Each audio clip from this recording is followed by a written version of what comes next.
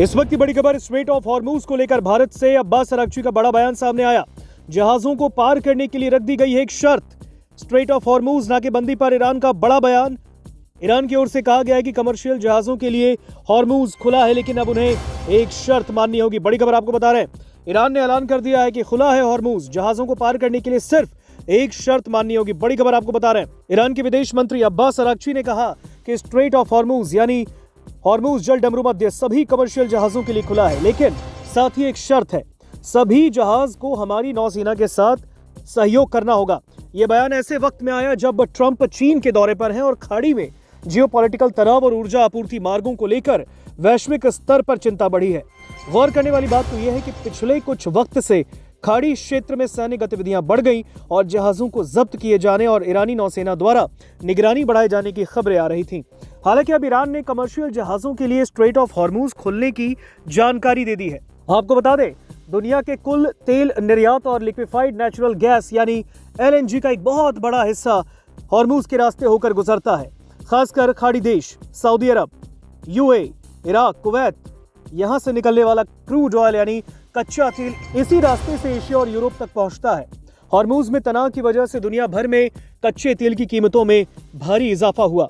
भारत अपनी ऊर्जा जरूरतों को करीब 85% क्रूड ऑयल यानी कच्चा तेल आयात करता है, जो कि ज्यादातर हॉर्मूज के रास्ते से होकर पहुंचता है। कच्चा तेल महंगा होने से भारत का आयात बिल काफी बढ़ा, जिससे अर्थव्यवस्था पर बुरा असर पड़ा है। अब इस बयान से साफ है कि ईरान तनाव को कम करने की ओर पहल कर रहा है, लेकिन इसके साथ ही वो हॉर्मूज पर अपना पूरा कंट्रोल रखना चाहता है, जो कि अमेरिका नहीं चाहता। अमेरिका चाहता है कि ईरान हॉर्मूज पर पूरी तरीके से कंट्रोल न रख पाए।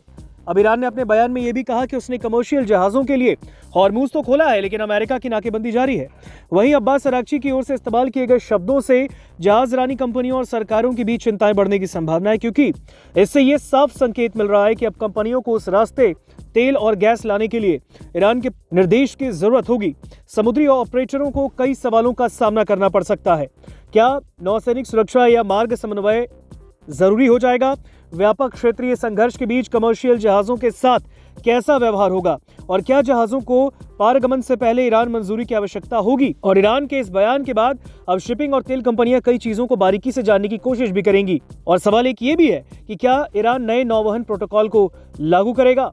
आपको बता दें, ईरानी विदेश मंत्री सैयद अब्बास अरागची ने कह दिया है कि हॉर्मूज जल डमरू मध्य सभी वाणिज्यिक जहाजों के लिए खुला है, यानी सभी कमर्शियल जहाजों के लिए ओपन है। साथ ही उन्होंने इस बात पर जोर दिया कि क्षेत्रीय तनाव बढ़ने और तेहरान की ओर से अमेरिका द्वारा अपने बंदरगाहों पर लगाए गए अवैध नाकेबंदी के मद्देनजर रणनीतिक जलमार्ग से गुजरने के लिए जहाजों को ईरानी नौसेना बलों के साथ सहयोग करना होगा।